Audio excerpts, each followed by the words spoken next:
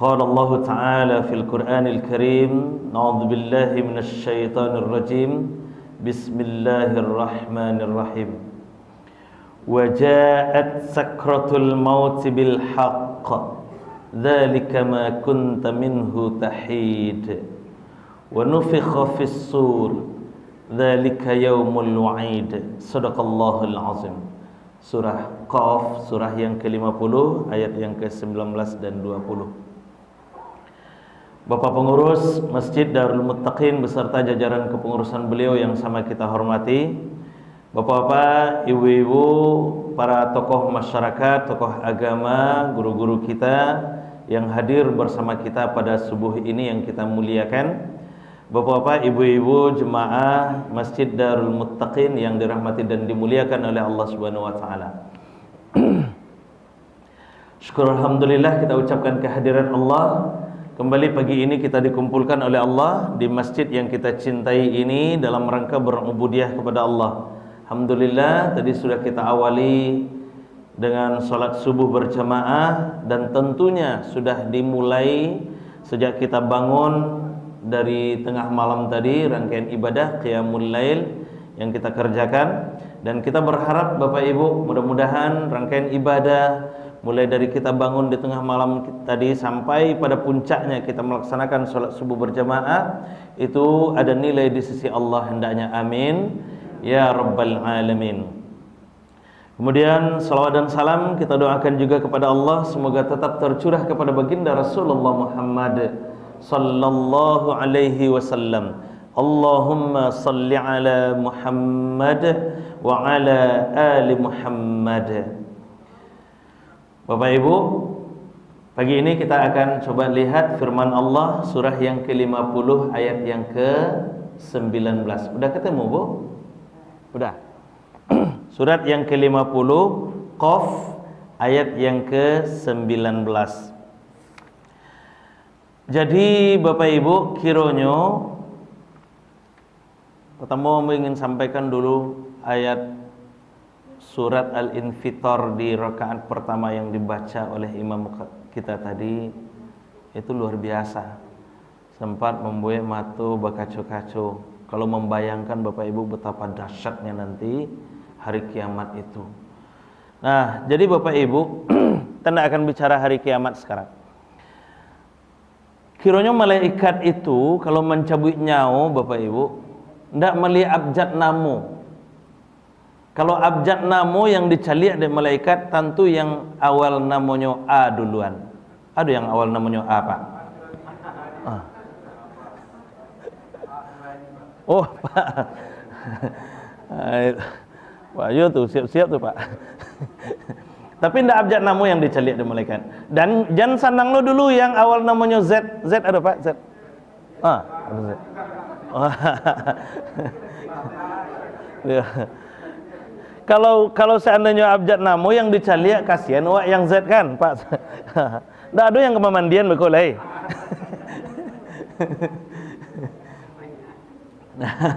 Kalau A banyak yang kemandian, Pak. Itu. Tapi hebatnya di situ kiranya Bapak Ibu, tidak abjad namu yang dicaliak oleh malaikat. Nah, yang kedua, tidak lo pangkat dan jabatan. Kalau pangkat dan jabatan tuh kalau di tengah-tengah masyarakat Pak RW yang diambil dulu kan. Sudah itu Pak RT lo lah kan. Indah.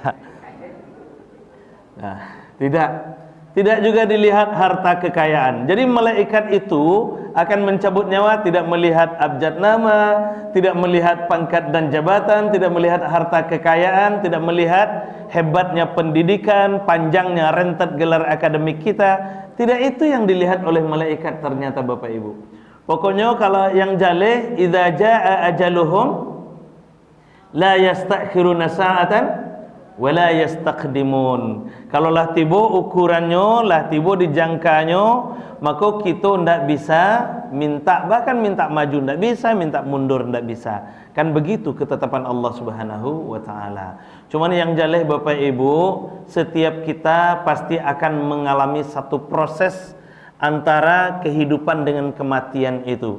Inilah yang kita sebut, yang disebut di dalam agama kita dengan istilah sakaratul maut, dan dahsyatnya juga luar biasa. Makanya kalau seandainya tidak dahsyat sakaratul maut itu, kita tidak akan diajarkan sepotong doa Allahumma hawwin alaina fi sakaratil maut. Ya Allah, lunakkanlah, ya Allah lembutkanlah sakaratul maut aku itu. Karena apa? Karena memang sakaratul maut itu sangat dahsyat. Nah, ketika kita lihat Bapak Ibu, kita baca, ada setidaknya beberapa hal yang akan dialami oleh orang-orang yang sedang menjalani proses sakaratul maut ini. Cuman menyampaikan saja yang ulun mengalami dari Bapak Ibu. Orang yang mengalami proses sakaratul maut itu, Bapak Ibu, dia akan mengalami yang namanya nu'asun syadid, rasa mengantuk yang berlebihan. Nah, jadi kok ada yang ngantuk-ngantuk itu hati-hati lah tuh. Ini ada ngantuk, Bu. Yang ngantuk-ngantuk itu lah tando-tando tuh mah. Dia akan mengalami nu'asun syadid, rasa mengantuk yang berlebihan, Bapak Ibu. Rasa mengantuk yang berlebihan. Makanya tidak heran awak kalau orang yang sedang menjalani proses sakaratul maut itu bawaannya tuh nak lalok situ. Bapak Ibu amo mungkin lah hacuk melapih orang yang meninggal tuh, perhatikanlah tuh Bapak Ibu, bawaannya nak lalok situ. Karena apa? Memang kebutuhannya waktu itu tidur. Dia menjalani proses nu'asun syadid itu, rasa mengantuk yang berlebihan itu. Disikolah pertarungan itu dimulai, perjuangan terakhir itu dipertahankan, akidah kita itu dipertahankan. Karena apa Bapak Ibu? Kata Rasulullah sallallahu alaihi wasallam, siapa yang akhir hayatnya mengucapkan kalimat la ilaha illallah, ada jaminan dari Rasulullah, dakhalal jannah. Dia akan dapatkan surganya Allah Subhanahu wa taala. Tapi justru di situ puncak perjuangan pertarungan antara kita orang-orang Islam ini dengan setan yang akan menyengsarakan kita, yang akan menyesatkan kita.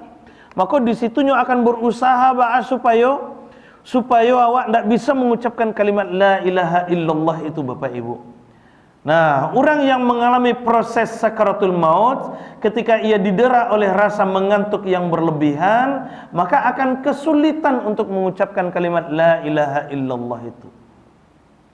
Nah, baca caranya supaya kalimat la ilaha illallah itu mudah kita ucapkan, walaupun nanti di sekeliling kita, kerabat kita, keluarga kita akan membisikkan kalimat la ilaha illallah, la ilaha illallah dan segala macamnya itu.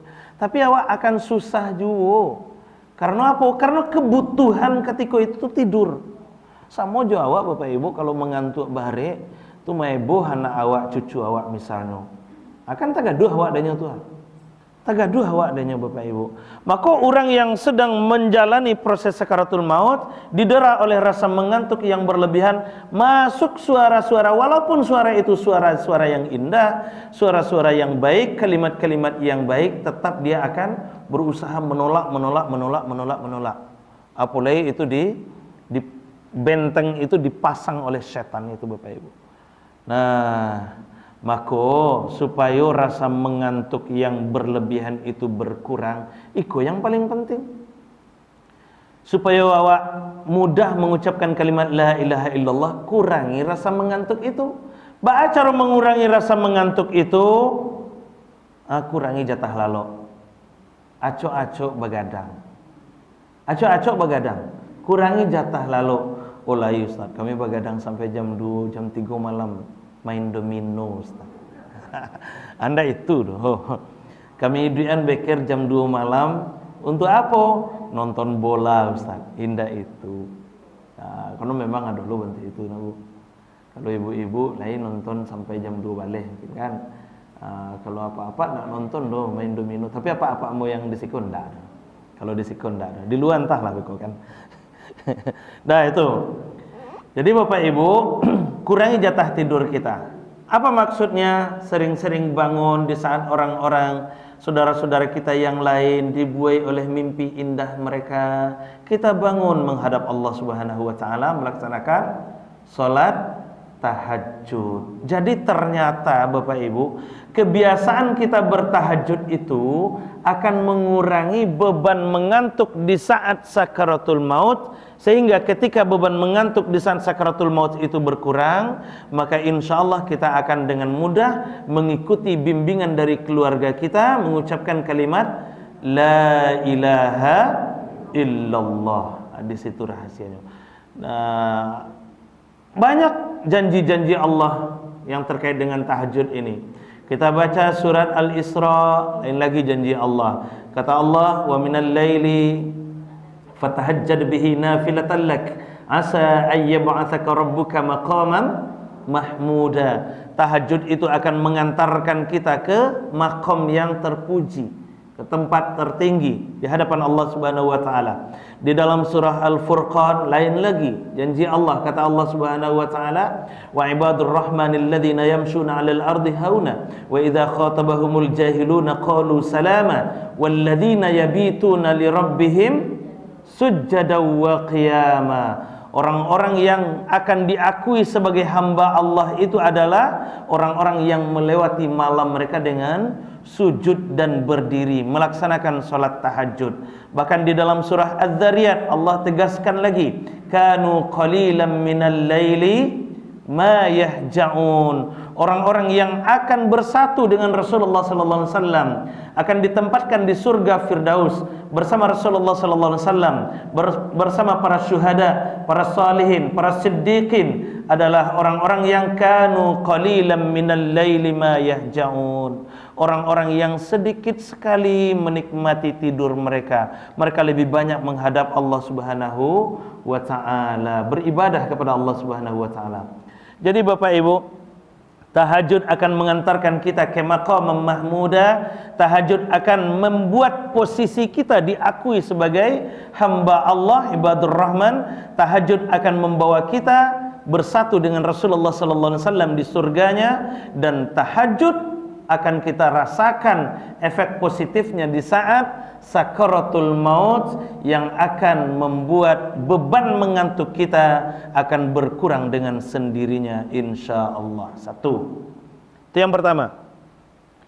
Jadi orang yang menghadapi sakaratul maut, dia akan mengalami nu'asun syadid, rasa mengantuk yang berlebihan.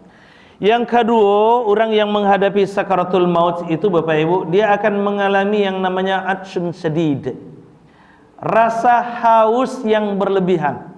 Awi-awi saya karajunya, awi-awi saya bawaannya. Makanya Bapak Ibu, dah heran awak ada orang yang sedang proses sakaratul maut itu kadang-kadang ngasih isyarat supaya dikasih minum, minta minumnya Pak. Cuman kadang-kadang awak ndak arif, ndak bijak melihat kondisi itu tuh, ndak paham awak. Kadang-kadang wak bisi anju la ilaha illallah, la ilaha illallah, nolaknya. Karena apa? Kebutuhannya waktu itu tidur, kebutuhannya waktu itu minum. Awak bisi anju la ilaha illallah, ndak nionya Bapak Ibu, menolaknya.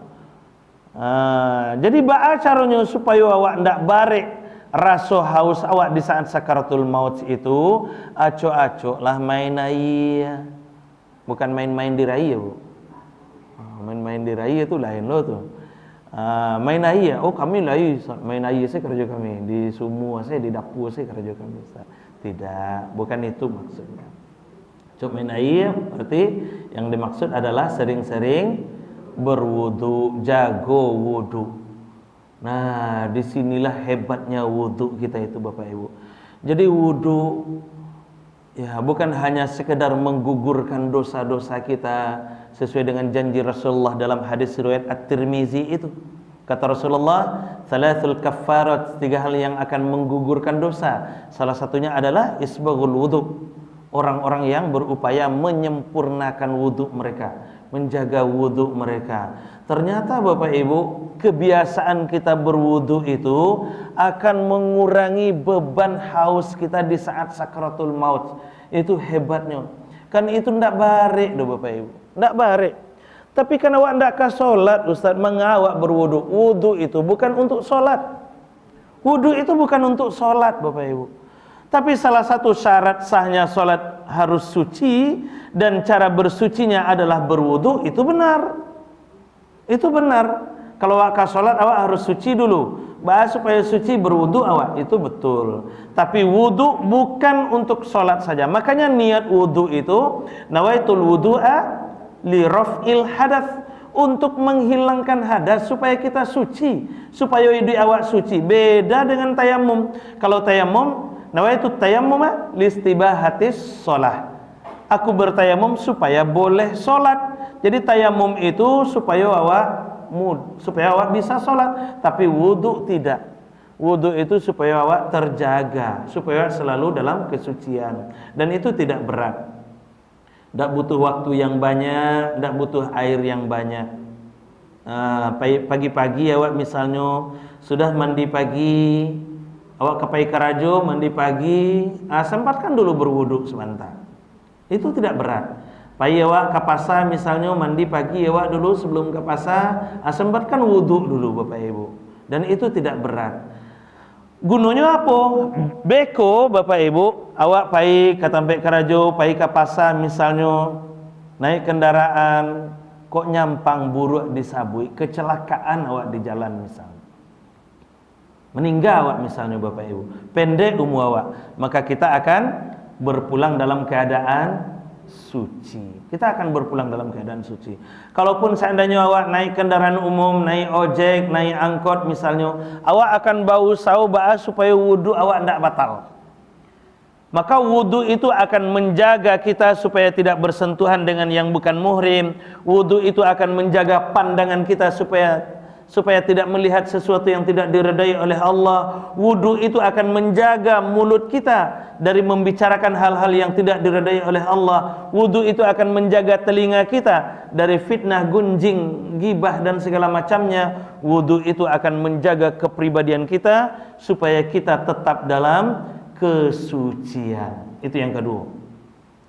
Yang ketiga, orang-orang yang menghadapi sakaratul maut itu, dia akan mengalami yang namanya syauqun amiq, rasa rindu yang mendalam. Rasa rindu yang mendalam, syauqun amiq. Kepada apa? Kepada apapun yang paling dicintai. Apa yang paling awak cintai itu akan dihadirkan di saat sakaratul maut awak Bapak Ibu. Yang paling awak sayangi, anak yang paling awak sayangi akan dihadirkan di saat sakaratul maut. Pekerjaan yang paling awak sukai itu akan dinampakkan di saat sakaratul maut. Pak Ibu mohon maaf, ada di satu daerah kejadian, di satu daerah Bapak Ibu, di calian kartu koa Pak barunya Pak. Di calian kartu koa Bapak Ibu barunya Pak. Lah sekian hari koma payah ndak meninggal di calian kartu koa painya leh. Cuy itu banah Bapak Ibu. Karena apa? Dan telusur punya telusur itu kawan yang cari tahu dan kamu picayu ke beliau saksikan sendiri di daerah, ndak usah lah disebut daerahnya ndak enak loh kan. Beliau saksikan sendiri itu. Karena apa? Karena memang kesehariannya itu kesehariannya. Jadi tidak heran awak kalau ada orang yang meninggal menokok-nokok sampai tidur. Karena apa? Kebiasaan hidupnya bantu itu. Kebiasaannya bantu itu. Ada orang yang meninggal itu sampai masih sempat coba cari-cari. Karena apa? Kebiasaannya seperti itu. Jadi apa yang menjadi kebiasaan hidup awak, apa yang paling awak cintai, apa yang paling awak sukai, itu akan dihadirkan di saat sakaratul maut. Maka tidak heran pula awak ada orang yang koma sekian hari di rumah sakit, tidak meninggal, datang anaknya dari rantau, misalnya kan, batamu sebentar, habis itu meninggal. Berarti itu yang ditunggunya, itu yang dicintainya. Bagai cek orang tua awak dulu kalau ada orang yang payah, adonan ditunggunya tuh mah. Kan itu sih kata orang kayak awak dulu tuh Pak Ibu. Adonan ditunggunya tuh mah kan. Yang ditunggunya tuh apa? Sesuatu yang paling dicintainya selama hidup. Dan ambo sendiri merasakan itu Bapak Ibu. Ambo sendiri merasakan dan mengalami itu. Ambo bertamu jo ayahmu terakhir cuman 10 menit. Cuman 10 menit. Dan itu memang kejadian.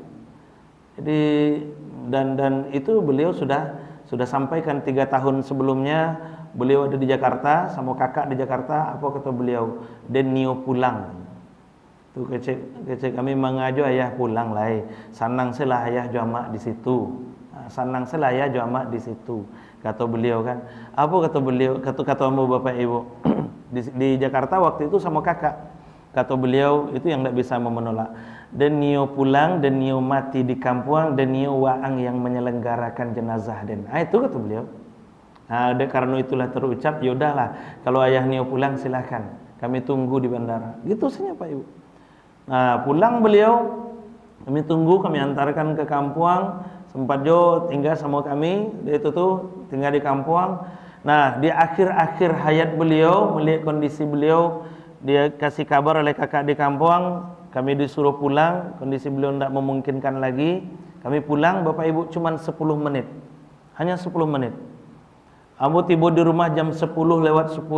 Mau lihat kondisi beliau memang sudah sangat berat. Ambo sempatkan berwudu, kemudian sholat 2 rakaat, berserah diri kepada Allah, berikan yang terbaik. Kemudian ambo datangi beliau hanya sebentar saja. Beliau pergi menghadap Allah. Ambo yakin berarti itu yang beliau tunggu. Dan ambo tunaikan apa yang beliau tagih Bapak Ibu. Ambo yang memandikan beliau, ambo yang mengimami salat beliau, ambo yang mengafani beliau, dan ambo yang menyambut beliau di alam kubur. Karena memang itu yang ditunggunya. Ambo yakin itu. Jadi Bapak Ibu, apa yang paling kita cintai itu akan dihadirkan di saat sakaratul maut. Makanya kata Rasulullah, yamutul mar'u kama 'asha 'alaih wa yab'atsul mar'u kama mata 'alaih. Seseorang itu akan dimatikan sebagaimana ia menjalani hidupnya, dan seseorang itu nanti akan dibangkitkan sebagaimana proses kematiannya. Jadi ba'a caronyo awak menjalani hidup awak itu akan mempengaruhi cara mati awak, dan ba'a cara mati awak itu akan mempengaruhi nanti cara berbangkit kita. Maka untuk yang ketiga ini konsepnya hanya ringan saja, gampang saja Bapak Ibu. Cintai yang baik-baik, karena yang baik-baik itu akan hadir di saat sakaratul maut. Bahasa sederhananya, desainlah kematianmu seindah engkau mendesain kehidupan.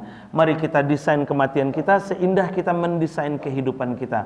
Awak tentu ingin kematian awak dengan proses yang terbaik, sesuai dengan firman Allah surah Al-Fajr ayat yang ke-27, 28, 29, 30. Kan cara meninggal itu hanya 3 Pak Bu. Cara meninggal itu hanya 3. Nanti lihat di surah Al-An'am ayat 93, kemudian surah Al-Anfal ayat 50, kemudian surah Al-Fajr 4 ayat terakhir. Lihat itu Bapak Ibu. Al-An'am ayat 93, Al-Fajr Al-Anfal ayat 50, Al-Fajr 4 ayat terakhir. Al-An'am ayat 93 itu untuk orang-orang yang zalim, orang-orang yang suka membuat aniaya. Al-Anfal ayat 50 itu untuk orang-orang yang kufur, orang-orang yang kafir, orang-orang yang ingkar. Kemudian Al-Fajr itu untuk hamba-hamba Allah. Panggilan terindah dari Allah Subhanahu wa taala, ya ayyatuhan nafsul mutmainnah, irji'i ila rabbiki radiyatan mardiyah, fadkhuli fi ibadi wadkhuli jannati. Alangkah indahnya kematian yang seperti itu. Ada orang yang meninggal dengan wajah yang berseri-seri, dengan senyum yang sumringah, dengan mudahnya mengucapkan kalimat la ilaha illallah. Karena apa? Karena kebiasaan hidupnya seperti itu. Jadi ba'a caranya supaya awak mudah mengucapkan kalimat la ilaha illallah Ustaz. Ya udah, lazimkan kalimat la ilaha illallah itu. Basahi selalu lidah kita dengan kalimat la ilaha illallah. Kan mudah tuh Bu. Ibu-ibu misalnya kemanggil yang lado, wak siapkan ladonya, kemudian wak kasih bawang, wak kasih garam. Kalian pakai batu lado nak Bu? Atau pakai blender selai? Lah main blender selai. Nah, disitulah ruginya Wak. Kan pakai batu lado kan? Pakai batu lado, siapkan ladonya, kasih bawang, kasih garam, mulai. Bismillahirrahmanirrahim. La ilaha illallah, la ilaha illallah, la ilaha illallah, la ilaha illallah. Sampai lado lumek itu bara la ilaha illallahnya tuh Bapak Ibu. Oh, banyak tuh Bu. Bara tuh kan. Tapi enggak usah kare-kare. Kalau kare-kare banalo beko nyetanya lo dia anak sajak ibilo lo mama bentuk itu tuh kan. Enggak usah kare-kare. Jadi lirih-lirih saja kan. Sambil kita berzikir. Bekolado tuh lama bekoladonya itu mah Bapak Ibu. Lama. Mengaku air Zam-Zam itu punya molekul-molekul terbaik karena air Zam-Zam itu selalu mendengarkan kalimat-kalimat yang baik. Bandingkanlah dengan air-air yang lain. Kan sudah ada penelitiannya itu Bapak Ibu. Nah itu. Begitu juga masakan-masakan yang lainnya. Begitu juga. Karena tumbuh-tumbuhan, hewan, semua mereka akan bertasbih. Kalau bawa mereka bertasbih, kalau bawa mereka bertahlil, berzikir kepada Allah Subhanahu wa taala, tentu akan tunduk mereka di hadapan Allah Subhanahu wa taala. Maka manilah do ibu besok mah. Nah, cobalah kalau tidak percaya. Batambuh makan apa dia tuh. Ya, Bu. Tuh praktekkan insyaallah. Mudah-mudahan kita termasuk orang-orang yang nantinya ketika menghadapi sakaratul maut diberikan sakaratul maut terbaik di hadapan Allah Subhanahu wa taala. Allahumma hawwin alaina fi sakaratil maut. Amin ya rabbal alamin. Barangkali itu saja Bapak Ibu untuk pagi ini, mudah-mudahan ada manfaatnya buat kita bersama. Mohon maaf apabila ada kesalahan. Terima kasih atas perhatiannya. Alhamdulillahirabbil alamin. Subhanakallahumma bihamdik asyhadu an la ilaha illa anta astaghfiruka wa atubu ilaik. Assalamualaikum warahmatullahi wabarakatuh.